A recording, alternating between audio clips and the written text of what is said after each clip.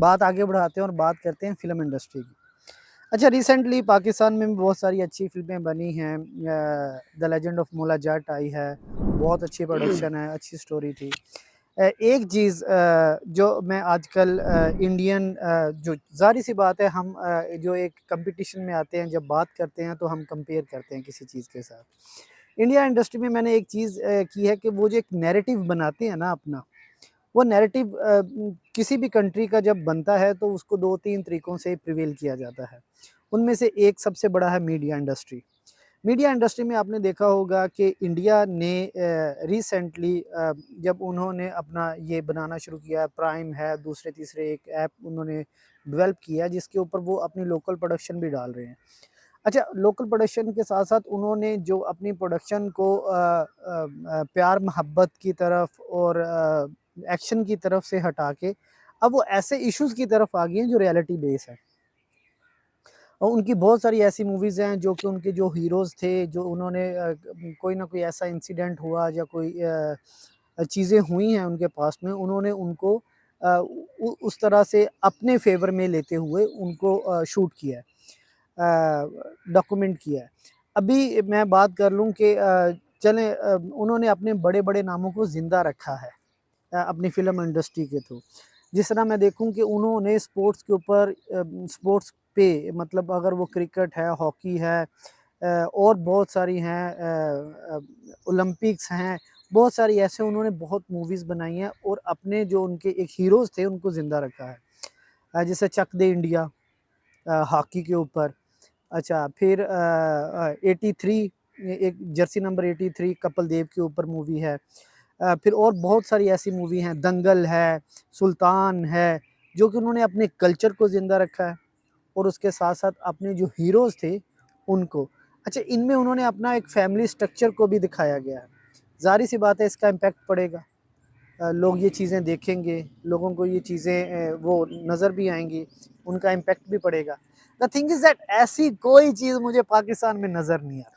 पहली बात ये है कि हमारे पाकिस्तान में जो 70 की दहाई में सिनेमा था, उसके बाद वो सिनेमा अपने आप को रिवाइव कर ही नहीं सका। हम एग्ज़ैक्टली। रिवाइवल की कोशिशें हो रही हैं, अगर लेजेंड ऑफ मौला जट को देखें या इस तरह की कुछ और चंद एग्ज़ाम्पल्स हैं। हाँ, ये साल में शान की एक एक आध मूवी बस। हाँ, शान की 1-2 फ़िल्में आ गई थी इसी एंगल से। हुँ, हुँ, हुँ। तो बुनियादी तौर पर हम रिवाइव नहीं कर पा रहे अभी तक सिनेमा को। 2 हुँ, हुँ। चीज़ें उसके अंदर जो खला नज़र आता है। पहली बात है, हमारे पास सिनेमा का स्टोरी राइटर नहीं रहा। हुँ, हुँ। और अभी आप आज की फ़िल्में, शायद मेरे मुझसे बहुत सारे दोस्तों को इख्तलाफ होगा सुनने वालों को, लेकिन अगर आप पाकिस्तानी फ़िल्म को देखें तो उसमें सबसे बड़ा जो ख़ामी या कमी नज़र आती है, वो स्टोरी की है। एग्ज़ैक्टली। तो हम वही चीज़ देख रहे होते हैं पाकिस्तानी ड्रामे के अंदर और वही चीज़ सिनेमा के अंदर देख रहे होते हैं, उसमें दोनों चीज़ों में कोई फ़र्क नज़र नहीं आ रहा एक्चुअली होता। मसला पता क्या है? जो हमारे ड्रामा राइटर है ना, वही फ़िल्में राइट कर रहे हैं। एग्ज़ैक्टली, तो सिनेमा का राइटर और है, एग्ज़ैक्टली। ड्रामे का राइटर और है। उसका पर्सपेक्टिव बड़ा है, उसका जॉनरा बड़ा होता है, उसका विज़न बड़ा होता है। ठीक है? तो एक है कि जिस बंदे ने अपना तमाम तर जो जिस पे वो ड्रामा लिखा है, उसने वो 12 एपिसोड होते थे पहले, फिर 25 होना शुरू हो गए, हुँ, बहुत सारा फिर सोप आ गए और बहुत लंबी-लंबी भी चलना शुरू हो गए। हुँ, हुँ। तो उसने उस पर्सपेक्टिव से लिखना है। और दूसरा है कि जिसने अपने 2 से ढाई घंटे में अपनी तमाम तर चीज़ जो उसने जो वाइंड अप लोग करनी है। वाइंड अप करना है। हुँ, तो हमारे पास सिनेमा का राइटर जो है वो नज़र नहीं आता, हुँ, हुँ। जो इस वक़्त सबसे बड़ा मसला हमारा ये है। हुँ, हुँ। आप लेजेंड ऑफ मौला जट को देख लें तो आपको उससे पहले वाली जो मौला जट है वो ज़्यादा अच्छी लगेगी। वो हुँ, हुँ। हमें अपनी-अपनी स्टोरी लगती है। अच्छा, अच्छा, अच्छा। अभी लेजेंड ऑफ मौला जट की जो मतलब आप उसका कैमरे का एंगल देखें या डायरेक्शन का एंगल देखें, तो वो आपको बड़ा मतलब लाइट्स और सारी चीज़ों के पर्सपेक्टिव से तो बहुत स्ट्रॉन्ग दिखेगा। एग्ज़ैक्टली यही बात है। लेकिन वो जो स्टोरी थी, वो जो जुड़त थी, वो नहीं नज़र आती। हुँ, हुँ। वो कहीं उसमें बीच में एक से दूसरी चीज़ जुड़ते हुए बीच में खला नज़र आता है, ट्रांसफ़ॉर्मेशन और वो जो एक कनेक्शन है वो मिसिंग है। वो मिसिंग है। हुँ, दूसरी बात जो अरस्तू ने लिखी थी, हुँ, वो हुँ। ये थी कि फ़न फ़ितरत की नकाली करता है। खूबसूरत। हम फ़ितरत से हट के इंस्पायर है। हम हाँ, और हम फ़ितरत से हट के चीज़ें बनाना शुरू करेंगे, हुँ, हुँ। तो वो लोगों को जोड़ेगी नहीं या लोगों को अपने करीब नहीं लाएगी। एग्ज़ैक्टली। और यही बात है जो आप लोकल प्रोडक्शन की हम शायद मुल्क की कर रहे थे। उस हमसाया मुल्क की बात ये है कि उन्होंने अपनी जो जो मकामी कहानियाँ थी उनको जोड़ना शुरू किया है, पहली बात है। नेचुरल।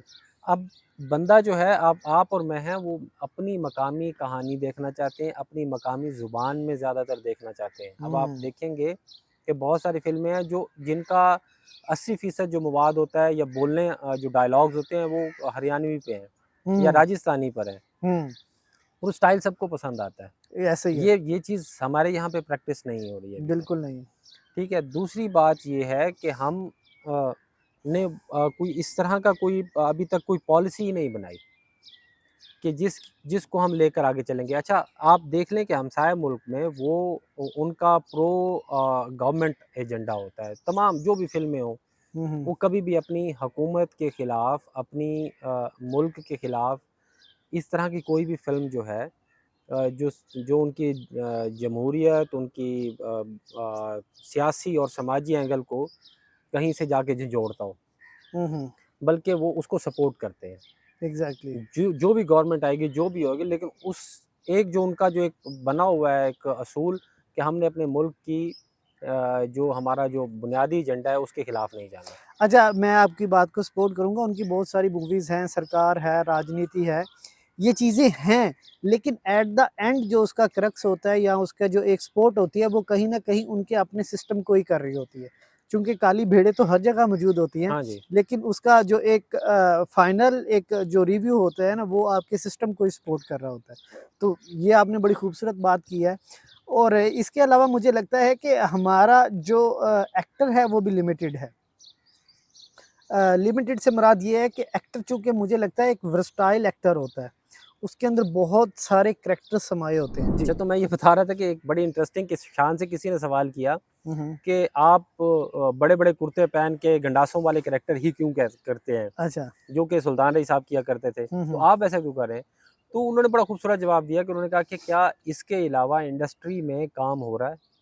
हुँ, हुँ। अब जब काम ही एक्टर को वही मिलेगा, तो फिर उस एक्टर के पास तो चॉइस ही नहीं है।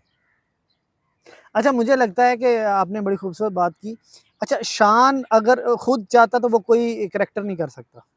देखिए कैसे करेगा? मतलब आपके स्क्रिप्ट जो आपके सामने आया है, जो आपके पास 10 स्क्रिप्ट आए हैं फ़र्ज़ करें किसी एक्टर के पास, हुँ, हुँ। उसमें से सारे के सारे ही उसमें ये हैं कि आपने गंडासा पकड़ना है अच्छा और मुझे आपने जाके इधर से गोलियाँ ह चलानी है। हम पहले भी बात कर रहे थे हमारे पास माज़ी में बहुत सारे हमारे पास सुपर हीरोज़ हैं, जिनके ऊपर शान किरदार अदा कर सकता है। जिस तरह हमने बात की कि सलमान खान ने सुल्तान में एक जो किरदार अदा किया उसमें उन्होंने फैमिली स्ट्रक्चर भी दिखाया किस तरह बॉन्डिंग है, किसकी कितनी स्ट्रॉन्ग बॉन्डिंग है। क्या हम गामा पहलवान हैं या जो दूसरे रुस्म पाकिस्तान हैं, जितने भी ऐसे लोग हैं, जो एक बड़े हीरोज़ रह चुके हैं, उन्होंने पाकिस्तान के लिए बड़ा नाम कमाया है।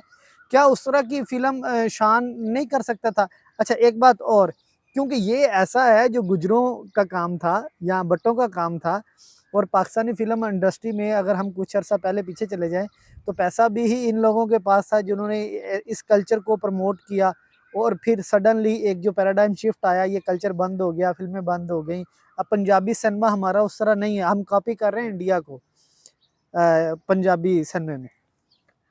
देखें एक बड़ी क्लियर सी बात है और वो ये है कि शान आपने कहा कि शान नहीं कर सकता था। हुँ। मसला ये है कि शान के पास वो प्रोड्यूसर नहीं है, हुँ, हुँ। शान के पास वो डायरेक्टर नहीं है, शान एक्टर है ना। जी, जी।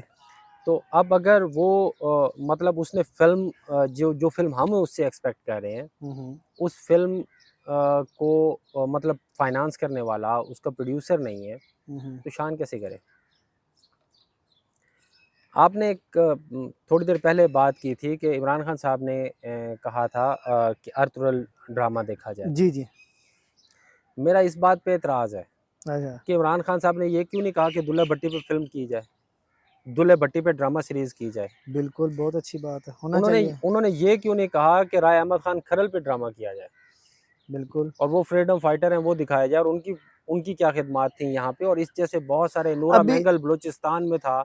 इस तरह की बहुत सारी स्टोरीज़ हैं और यहाँ मतलब जो पल्टून जिसने पूरे अंग्रेज़ के ख़िलाफ़ पूरी बगावत की थी, जो मुल्तान की पल्टून थी, जिसको मतलब चुन-चुन के मारा गया और यहाँ के बड़े ख़ानदान जो आज हमें बड़े सियासत में नज़र आते हैं, उनके बुज़ुर्गों ने उन फ्रीडम फाइटर्स को या उस प्लेटून को जिन्होंने बगावत की थी अंग्रेज़ के खिलाफ़, उनको चुन-चुन के दिया और उसके अगेंस्ट जो है वो जायदादें और ज़मीनें और सारी चीज़ें ली।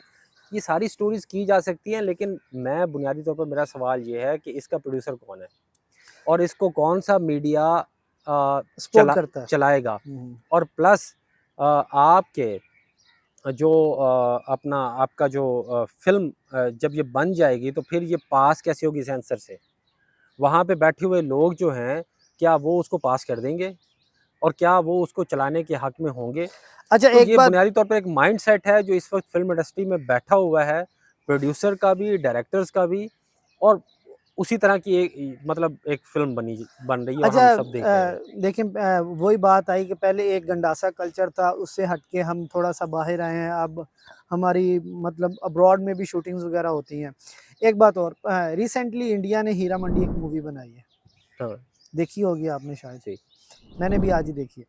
तो उसमें मेरा ये नैरेटिव है क्योंकि कहीं न कहीं जो चीज़ें हमारे जुरिडिक्शन में भी आती थीं या हमारे उसमें आती थीं, उसको भी इंडियन मीडिया पोर्ट्रे कर रहा है और अपनी मर्ज़ी से कर रहा है।